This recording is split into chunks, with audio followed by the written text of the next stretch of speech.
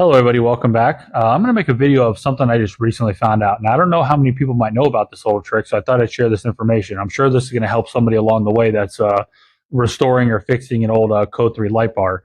Now, just for demonstration purposes, the reflector on this chassis is not the one for this chassis. This chassis is actually for a Code-3 XL Force 4, and the reflector is actually for the Code-3 LP6000.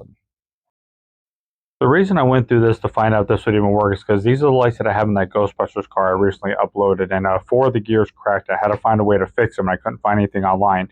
So I went this route just to see if it'd work. It actually worked out really good, so this is how I fixed the lights. Anybody that's had one of these light bars has probably ran into the most common problem where the gear on the backside, cracks. Now, once it cracks, you're trying to find a gear online. If you can find one, I'm sure somebody out there is making them, but I haven't really seen them yet. Or you're trying to replace the entire assembly. Now, as anybody knows, these assemblies are getting harder and harder to find. This series and the XL series. When you do find them, since they are a hard item to get a hold of, they're getting up there in price. You're going to pay a little bit extra for them. But you also got to keep in mind that when you buy it, you got to think, what's the condition that one's in? You think if you're replacing yours because your gear cracked, how much longer are you going to get before the gear cracks on the other one? If you're going through a full restoration, you're fixing this whole bar up, and you want to keep the originality of that bar by keeping all your original reflectors and all that kind of stuff. You don't want to put something in that's going to break on you in a short amount of time. So then you start thinking, well, what other alternatives do I have? Is there anything else out there? Are there any other products that'll work for this that'll fix my light for me? Well, I have found the perfect solution that requires using the chassis of one of the newer rotators for like an Excalibur or a MX7000. So stick with me in this video and I'll show you what I did. All right, so one of the first things I wanted to find out, was there any similarities at all to the newer rotators for, like, say, your MX7000 and your Excalibur bar to the old ones? Being that they're both Code-3 products, there might be certain parts between the two that might be interchangeable. You just don't know. So I happen to have a couple of these ones right here for an Excalibur sitting in my parts box, and I had one for a 7000. I noticed that those two were identical, so then I wanted to do some comparison here. So when I did some comparison here, there's a lot of similarities here. The chassis itself is identical. Motor placement and how the motor is attached is identical. And the way the reflector is attached to the gear is identical with this clip right here. The only thing that I didn't know right off the get-go would the diameter of the hole in this bracket be the same as this one right here without taking it apart. At first glance, it looks like it might not be, and I might have to maybe use a Dremel and just maybe shave it out a little bit. But the next step would be to take it apart. Now, I already did a little pre-disassembling on this, so to kind of speed the video up a little bit. But I pulled the E-clip off the old style and a snap ring off the new style. So I'm going to go ahead and pull these off. Now, at this moment, I'm pretending that those lock rings are still on there. So now I got both my reflector assemblies off the carriages. Now I'm going to pull these rings off right here. You just use a small screwdriver, a little pick or something like that, and just walk them off. They'll come off without breaking. You just got to take your time. So now I'll just take these off right here.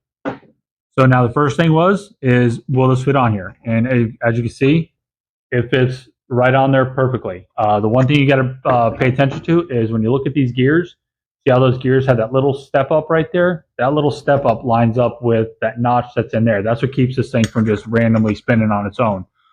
So what you do is you line that up with it, just like that. Put your snap ring back on there. Once you snap your snap ring back on there, then you would go ahead and put your assembly back together, and you're good to go. Put that in your light bar, hook it up, you're ready to go. If you're in a situation where you have the lower profile socket and not the larger socket, like in this case, just changing your reflector and then putting that assembly in your light would be so much easier than doing a bunch of other swapping with the motor, which is what you'll have to do with this one right here. But it's really not that hard, and it's going to surprise you how much some of these parts are actually interchangeable that most people probably don't realize.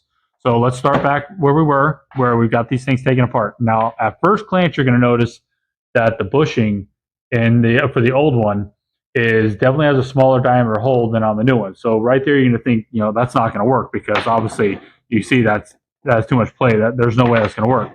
But what I found out is despite that bushing size, the actual diameter of the outside of the bushing is the same.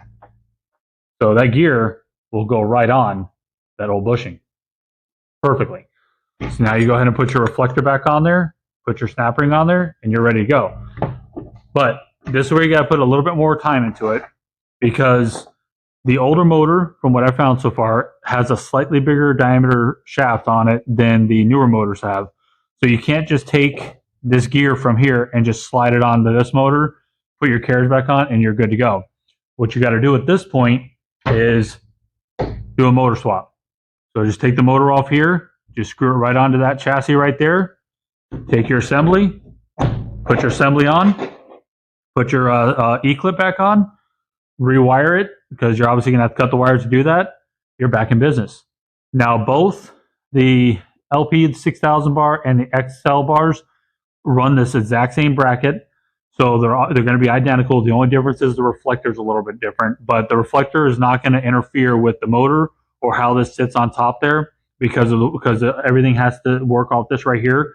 So if you're working on one of those older light bars and you're looking for a good alternative to fixing it and maybe putting yourself a much better gear assembly on there, this is going to be the perfect solution for you. I hope you all found this video very informative. Hope you all enjoyed this video. Thanks for watching.